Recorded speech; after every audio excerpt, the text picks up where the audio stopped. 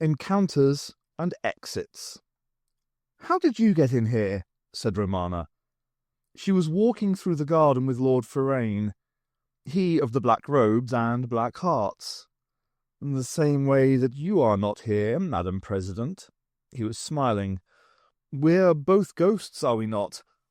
He reached for her hand and their fingers slid through each other's. "Your ruse with Almoner Crest Yux almost worked. Very convincing if you were there, I'm sure. But your projected image did not transfer well to the small screen." "When transmitted by your spy optics," said Romana. Ferrain scanned the hazy Arcadian vistas. "You must come home, madam. The whole of Gallifrey is waiting for you." "When I'm ready," she said. "Which will be?" "When I'm ready." Her tone was suddenly icy. He sighed. "Consorting with un-Gallifreyans, who, incidentally, will not get very far, ignoring your duties, flaunting your office. There is a lot to answer. But rest assured, madam, we have the capital under secure control." She stopped walking and turned to him. "No, you be assured, Ferrain. When I return, your agency, my agency, will be carpeted so fast you won't see the trees for dust. Things are changing, my lord. Gallifrey will never be the same again. The tortoises are about to stampede." She watched the garden and Lord Ferrain dissolve before her. "What do I do now?" she said in desperation. "I didn't want to give the Doctor that mission in the first place, and now it's all going wrong." She turned to the woman with the silver face. "Have I done the right thing?" "Oh, yes," said the woman. "It is foreseen." The secretary showed Dorothy out into a long cloister. She grinned. Her bike was parked at one end, the bags of groceries still in place. She managed to force the black globe into one of them, and then strapped on her helmet and mounted up. The secretary seemed unduly nervous, his eyes darting everywhere. "Please hurry," he said. "The coordinates are set." It was only then that she noticed he was carrying a gun. She heard running footsteps and saw 2 grey guards round the corner halfway along the passage. The secretary raised his gun to fire. A bolt of painful light hit him squarely in the chest. He crumpled. Dorothy started the bike. It snarled into readiness. The guards were running towards her, guns raised. She lowered her head and prepared to ride straight into hell. 2 ruby needles stabbed out and floored the guards. 2 familiar tin dogs rounded the corner. "Thanks, boys!" shouted Dorothy. Simultaneously, something slid onto the saddle behind her. "Go quickly!" said Leela's voice. More footsteps behind them, more guards. "Go!" yelled Leela. Dorothy pulled away. Sparks tore from the machine as she wove it up the passage. Bolts of fizzing light overtook them, exploding on the wall that loomed ahead.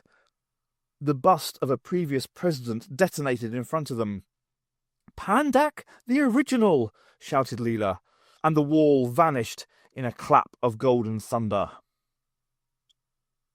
The staff of the Thariel embassy watched the door. They had barricaded themselves in, only to find that there were already guards posted outside to keep them from leaving. They waited for news from the president, but no news came. Prince Whitecub, his noble mane unkempt, paced his office like a caged beast. "Are we political hostages?" he asked the guard, but they were low-born creatures with no scent of honour or protocol. He listened to his ambassadorial attachés as they told tales of ancient deeds to confound the passing of time. "And Vlasov, the Time Walker, walked the wind back to the very dawn of all hunting. And in that first ferment, he saw the Night Hunter and the Light Hunter divided, black and white prides arrayed for their eternal battle, but laughter cut through the roaring of their challenges, and between them padded the Blood Thief, the red-handed jackal whose cunning balances the scales of war. The communication screen on the prince's table opened like an eye, revealing the anxious features of Chancellor Theoras Devoramilonethine. "My Lord Prince, we need your help." "Chancellor, are you safe?" He spread his paws wide. "We are prisoners here. There is little we can do." Yes, you can." Her eyes were darting round. "I must ask for sanctuary in the bounds of your embassy." "For you, Chancellor?" "No, Your Excellency." She paused to compose her request. "No, I ask for sanctuary for the President of Gallifrey from her own people." She turned away to look at something. The screen crackled and went dead.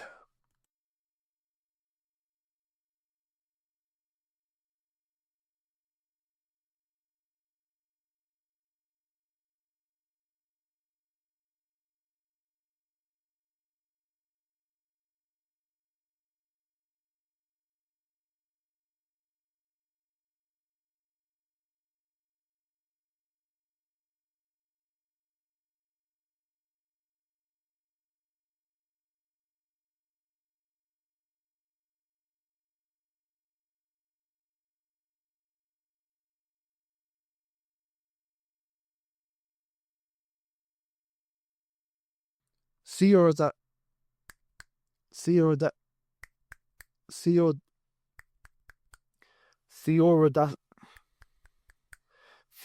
Davora What? Theoras Davora Theoras Davora Milinothine. Theoras Davora Milinothine. Revealing the anxious features of Chancellor Theoras Davora Milinothine. Revealing the anxious features of Chancellor Theoras Davora Milinothine. Revealing the anxious features of Chancellor Theoras. Revealing the anxious features of Chancellor Theoras Davora Milinothine. Revealing the anxious features of Chancellor Theoras Davora Milinothine.